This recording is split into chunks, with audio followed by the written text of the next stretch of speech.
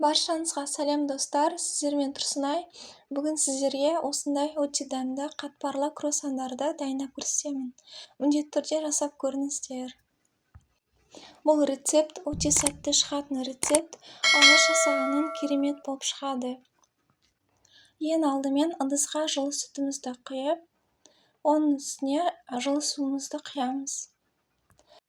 Оның үстіне қант пен тұзымызды салып,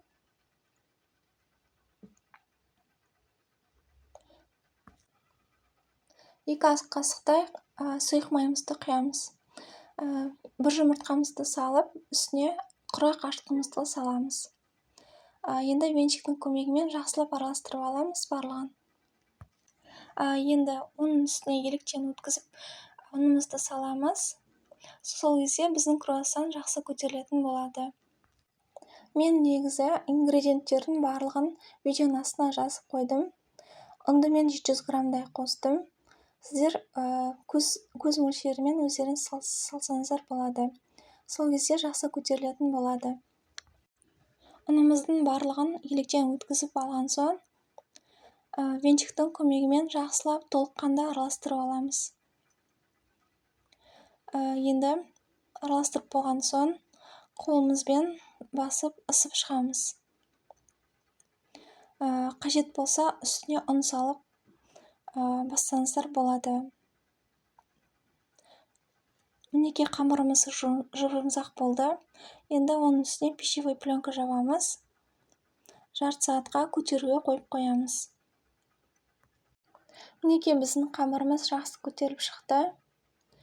Енді кезекте біз қамырымызды бірнеше бөліктерге бөліп жаятын боламыз. Қамырымызды осылай 2-ге бөліп аламыз. Және қамырымызды осылай бөліктерге бөліп, дөңгелектеп доңғалақ форма жасаймыз. Енді қамырымызды бір-бірден алып, үшқа қылып жайып аламыз. Шамамен қалыңдығы 3 мм-дей болуы керек. Дөңгелек қылып жайып алғаннан кейін, әрқайсысына бөлме температурасында сарымайымызды жағамыз ортасына. Осылай силиконды күрекшемен жақсаңыздар ыңғайлы болады. Егерде ондай болмаса, қасықпен де жауға да болады. Мен көз мөлшерімен саламын осылай. Мінеки, біз барлық күлшелерді жайып, ортасына сарымай жағып шықтық. Мынау соңғы күлше. Оған үстіне 1 қасықтай сарымайымды жағып, тестіміздің үстіне пищевой пленка жауып қоямыз. Мен қамырды жарты сағатқа қойып қойдым. Бетіне пищевой пленка жауып. Біздің қамырымыз сәл де болса көтерілу керек.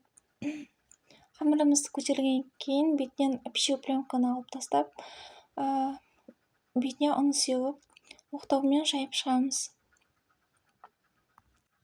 Сарымай міндетті түрде бөлме температурада болу керек. Егерде ерітетін болсаңыздар, жан-жағына сарымай шығып кететін болады. Мінеки, осындай қалыңдықта жайып шықтым қамырымызды. Енді бұны круассанға арнап 3 бұрыштап кесеміз. Видеода көрсетілгенде қылып кессеңіздер, өте әдемі болып шығады. Мен ортасына варенка салып пісіремін. Енді осыны видеода көрсетілгендей орап шығамыз. Қазір оның барлығын орап, противеньге орналастырамыз. Мінеки, круассандарымыз әдемілеп орап болдық. Круассандарымыз өте әдемі, үлкейіп, қызарып, қытырлап күшті болып шығады. Ол үшін біз бетіне жұмыртқаның сарыуызын жағамыз.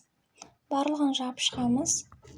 Мінеки, қараңыздар, круассандарымыз өте әдемі болып, қызарып, көтеріліп, қытырлап шықты.